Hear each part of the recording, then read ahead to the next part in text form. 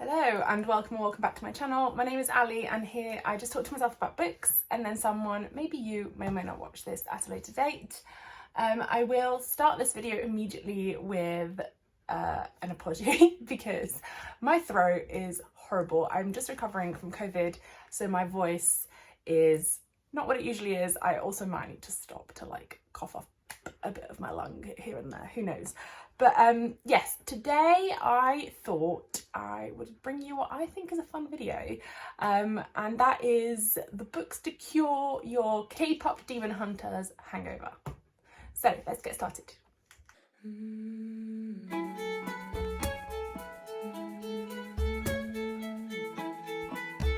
Okay, so as I think like half the world, I have recently watched multiple times K-pop Demon Hunters. Absolutely loved it. Love the vibes, love the music. It's just really fun.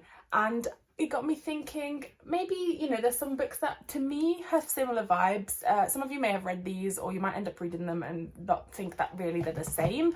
But to me, they have very similar vibes, and it kind of reminds me of K-pop Demon Hunters, like, or the way that made me feel, or how that story develops, etc. So without further ado, let me just provide some recommendations to help cure your K-pop Demon Hunters hangover. So first book that I'd like to recommend is by Axio, and that is The Girl Who Fell Beneath the Sea. This is based on Korean folklore or Korean mythology and follows a girl called Mina who lives in a seaside village that's been ravaged by storms time and time again for many generations, and that's partly due to the legend of the sea god. Now, every year a maiden is sacrificed to the sea god, so the most beautiful girl in the village is sacrificed to the sea god to try and appease him, because the legend says that when he meets his true love, he will stop these storms that are kind of like destroying their livelihoods and lives and homes. However, in this particular year, Mina's brother's beloved is chosen, and Mina knows that if she ends up going to the sea god, her brother's going to be absolutely distraught. So in a very like spur of the moment act, she decides to sacrifice herself and literally jumps into the sea in the place of the other girl that was meant to be sacrificed. It then turns out that there's this whole like underworld of like for gods and spirits that she ends up going to, and she has to basically try and save the sea god, because there is a reason why these storms keep happening, and she wants to work with him, save him, to help also her family and friends back in her homeland.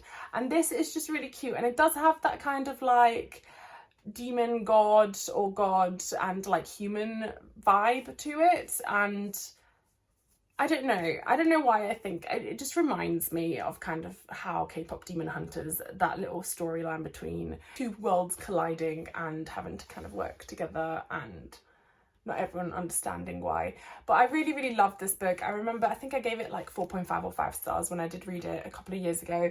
It's just such like a feel-good, almost Ghibli-esque type read, and I really liked it. I would highly recommend in general, but definitely for this video. Next, we have another book inspired by mythology, but this time it's Chinese mythology, and that is Daughter of the Moon Goddess. This is a duology, so the second book is called The Heart of the Sun Warrior. Again, one of my favourite myth retellings, and also just one of my favourite duologies ever. This follows the daughter of the Moon Goddess, who is unaware that she's actually being hidden from the Emperor because her mother stole the elixir of immortality many years ago. So there's this all like, basically the Emperor doesn't know she exists. At a certain point, her mother's been exiled to the moon with her, obviously, and the Emperor's guards come to visit. So she has to run away because otherwise they will take her and punish her mother. And she ends up going under disguise to the Celestial Kingdom, which is where the Emperor lives, and ends up training with the Emperor's son and befriending him. Then there's this whole kind of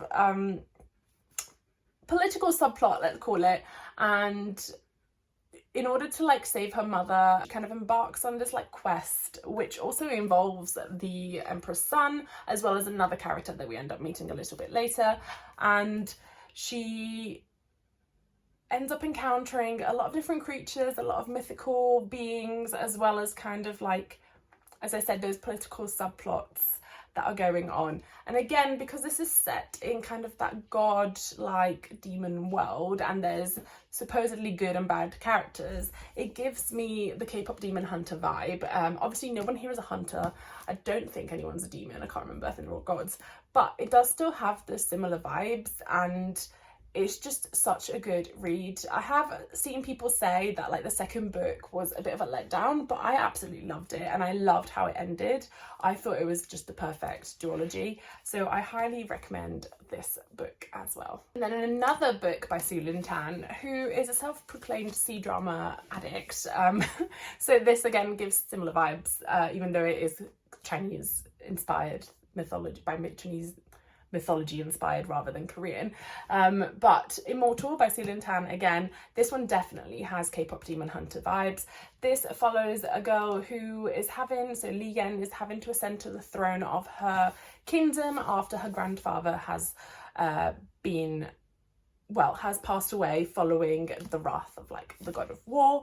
However, as part of this, she also has to try and basically end her kingdom's obligations to the gods, or these immortal beings that call themselves God, to try and basically give humanity a bit of a choice in their lives. She ends up going to like the land of the gods and ends up striking an alliance in order to like save herself as well as her people with none other than the god of war, who is the cause of her grandfather's death. So again, there's that whole like enemies to lovers vibe.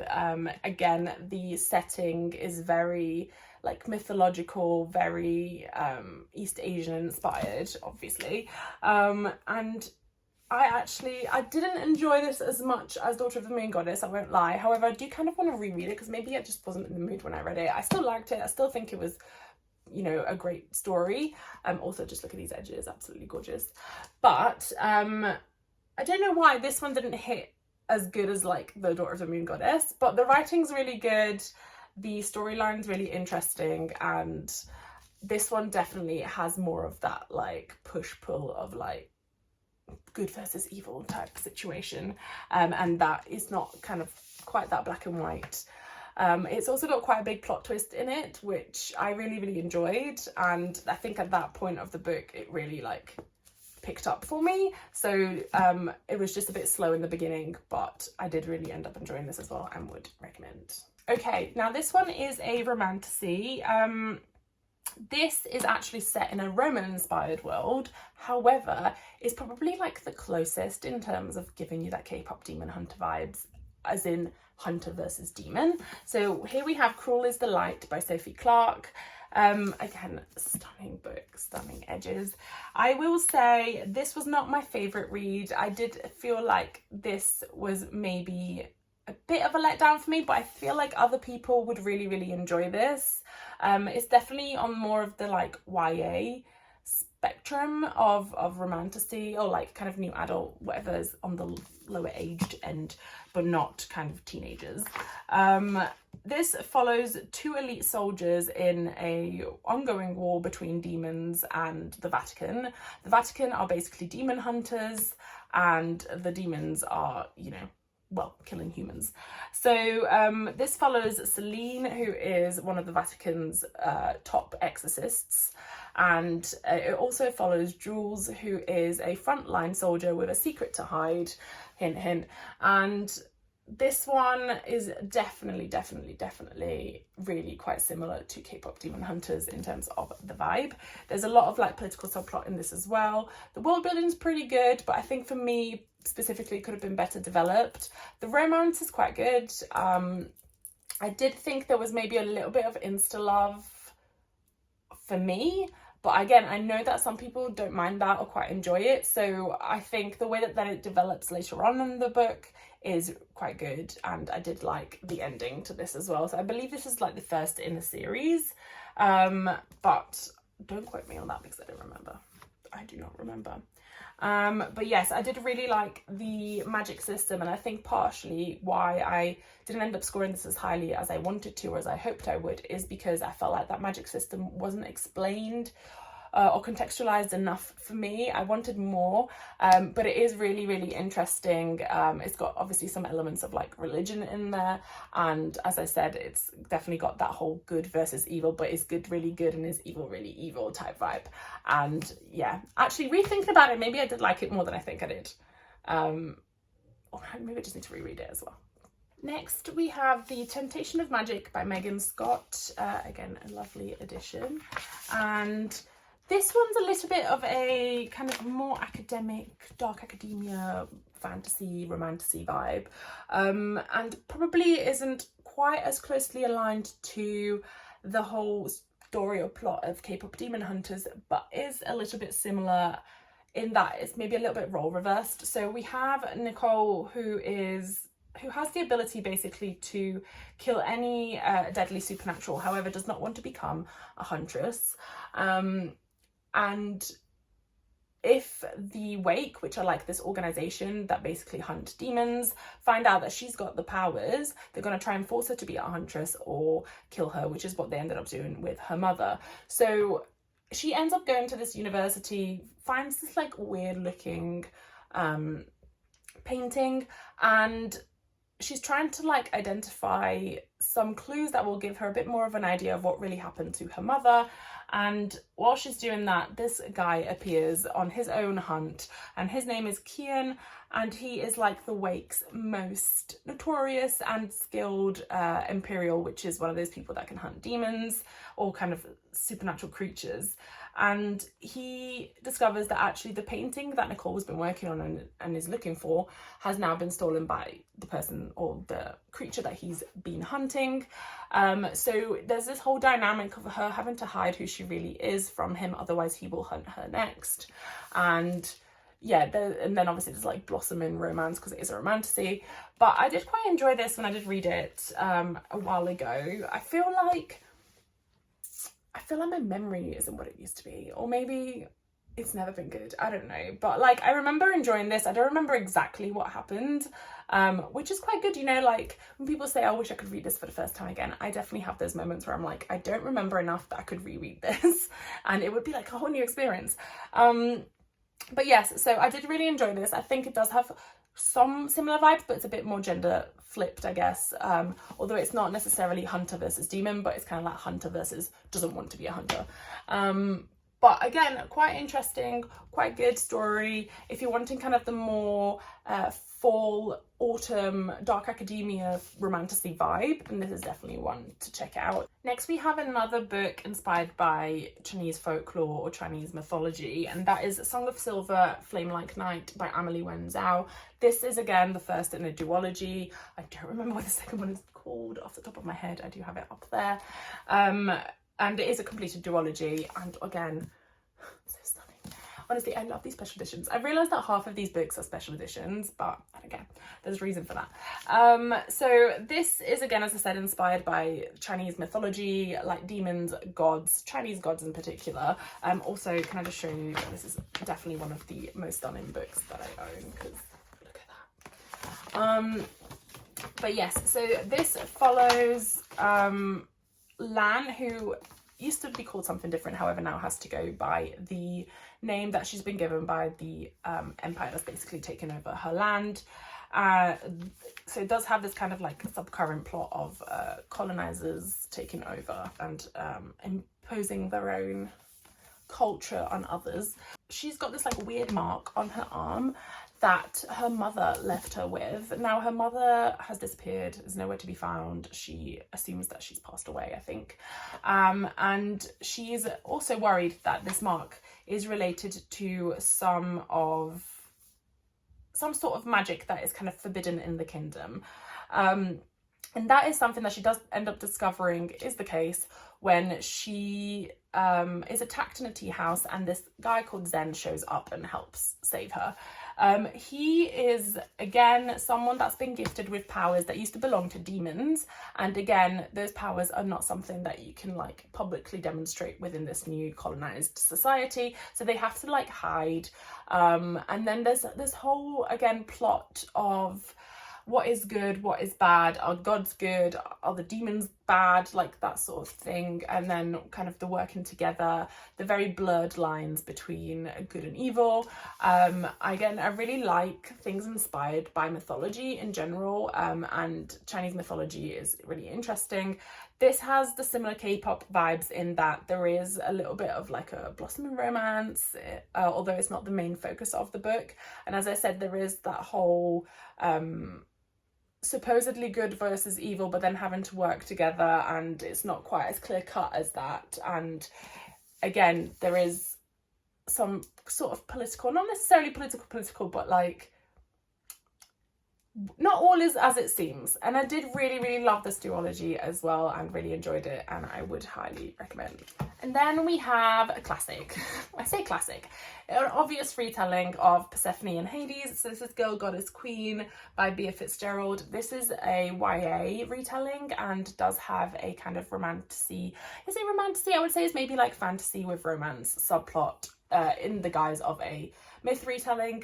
This obviously follows Persephone, who is being forced by her parents to marry Apollo, I think, who she does not want to marry. So she runs away to the underworld, to Hades, and strikes a bargain with him to help her, because Zeus can't go into the underworld because it's ruled by Hades, and they've got this like pact that basically Zeus will rule the ground, sky, etc. So obviously the age-old tale of Persephone and Hades, who, you know, is meant to be like the king of the underworld, the king of the demons, not a good person supposedly, and then Persephone, who is like spring and flowers and warm and lovely.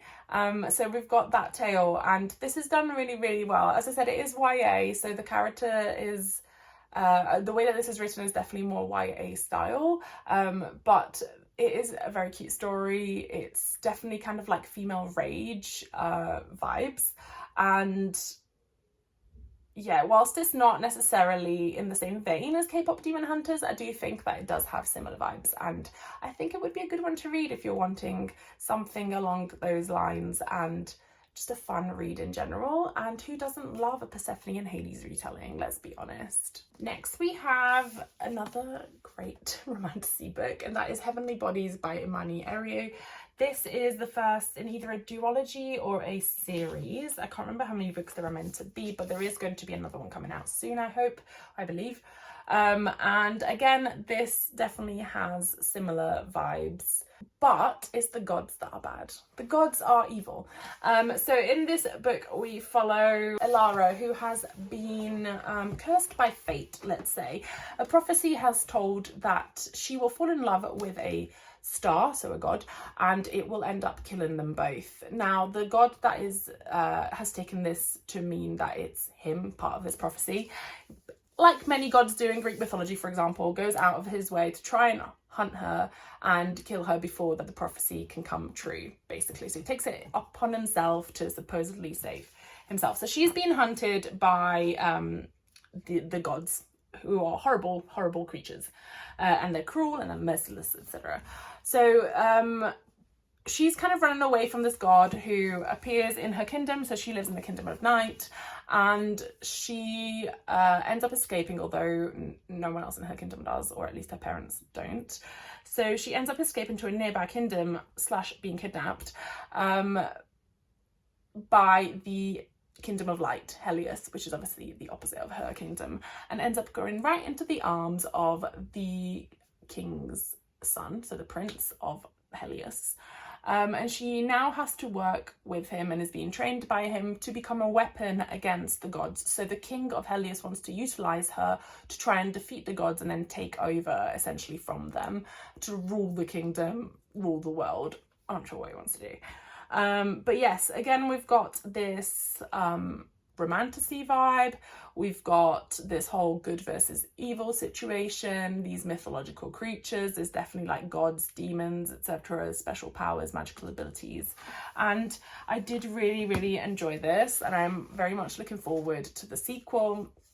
Again, stunning pictures, just to give you an understanding of what we're working with here. And yeah, again, I would recommend this. and especially if you're more into like the romantasy vibe, definitely this one's one to pick up. Now, if you're wanting something a lot more kind of dark romantasy, a lot heavier on the smut, then I would recommend Hellfire. Again, when I say it's got similar vibes to K-pop Demon Hunters, I'm using that very loosely. It's kind of like a similar setup, but they're very different. As I said, this is very dark. Do check the trigger warnings for this one, and it's a lot heavier on the smut. So this is by Mariel Pomeroy, and I've read the second book in this as well. I think it's going to be a trilogy, but I don't believe the third book is out yet. The second book is called Honey, and again, similar story, very kind of heavy on the smut, very dark. This follows Ahaya, who is a princess of a kingdom. Again, she's got kind of similar powers to the previous girl that we spoke about. Well, actually, no, reversed. So she's got kind of these like powers of light, immortality, etc. But she gives it up to try and escape her abusive family from this kingdom, and ends up running into the kingdom of like darkness and death and demons, etc. And she ends up bartering with this kind of demon-like creature and giving up a piece of her soul for 7 days safety within this realm, and he will like keep her safe, and it all kind of kicks off very quickly from there. So this is definitely kind of an insta-lust, insta-love vibe. It doesn't take a long time to get into the crux of it. He is, again, a little bit like, he's like the rulers of the Nephilim, which I think are like part demon, part god, part human like creatures, and he rules over them. And as I said, this kingdom is very dark, complete opposite of what she's used to, and her life is still in danger. So she kind of puts all her faith in him and this barter that they have made. So again, good versus evil vibes, definitely heavy on the romance, and I did quite enjoy this, to be fair. It's not usually the type of book I would enjoy, but I enjoyed it. It was good. And then I have two books that I haven't actually read yet, but I'm going to be reading to get over my own K-pop Demon Hunter hangover, because I think that these will help. So we have The Floating World by Axie O, and this is the stunning Fairy Loot version. And I will quickly read the blurb of this one because I haven't read it yet, so I don't really have a review to give you. Ex-soldier Sunho lives in the underworld, a land of perpetual darkness. Possessing just his name and sword, he comes across the score of a lifetime, a chest of coins for hunting down a girl who wields silver light. Ren is a spirited acrobat travelling with her family, but everything changes when they are attacked by a demon. Desperate, Ren releases a blast of silver light and kills the monster, but cannot save her beloved uncle from grievous injury. Determined to save him from succumbing to the poisoned wound, Ren sets off for the mountains, where the creature came from, which happens to be where Ren herself fled from 10 years ago.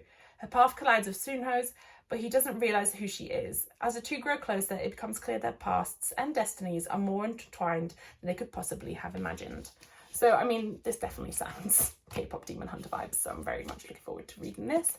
And then the other book that I have not yet read but want to read is The Scorpion and the Night Blossom by Amelie Wenzhou. So this is the same writer that did Song of Silver Flamelike Night duology, and this is a standalone, and again, I think this definitely has vibes. So the Immortality Trials offer a second chance in a brutal world and are open to any mortal willing to risk a journey to the immortal realm. The price for completing them is eternal life. However, first they must survive. Anying knows the price can heal her dying mother, and that she'll need all the help she can get if she can complete them. But when a rival contestant, both powerful and handsome, promises protection and a chance of survival for both Anying and her mother, she will need to find out quickly whether she can truly trust the stranger she's fallen for, or if he's the most dangerous player of all, for herself and for all the realms. So again, I think it's going to be like a whole hidden demon type vibe. And again, this is a stunning edition. Can we just, this art is everything. Let me just flip this cover. But yes, I got this quite a while ago in Fairy Loot. I think this was my first ever Fairy Loot adult subscription that finally came, and what a good one to get. So would recommend those two. What I say recommend. I'm going to be reading them. I'll let you know how they are. And then if you've already read them, please let me know how they are. So thank you so much for watching. I hope you enjoyed the video. If you did like it, please do pop a like, subscribe if you'd like to see more, and see you soon.